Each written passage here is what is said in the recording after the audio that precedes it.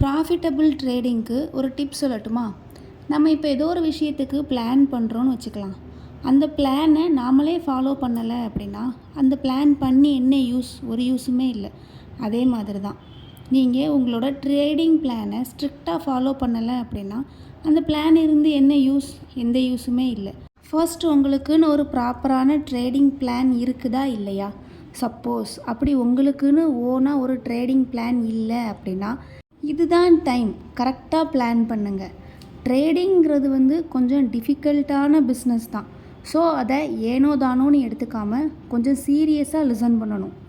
உங்களுக்குன்னு ஓனாக நீங்கள் ஒரு ட்ரேடிங் பிளான் வச்சுக்கிறது அண்ட் அதில் ஸ்டிக் ஆகிறது அப்படிங்கிறது உங்களோட டோட்டல் ட்ரேடிங் கெரியரில் ஒரு கேம் சேஞ்சர் மாதிரி. அதுதான் ட்ரேட் பண்ணுற டைமில் உங்களோட கான்ஃபிடென்ஸை பூஸ்டப் பண்ணி கொடுக்கும். ஸோ ப்ராப்பராக பிளான் பண்ணி ட்ரேட் பண்ணுங்கள். Plan your trade, trade your plan.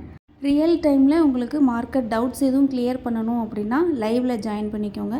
பிடிச்சிருந்தா லைக் பண்ணிக்கோங்க. தேங்க்யூ.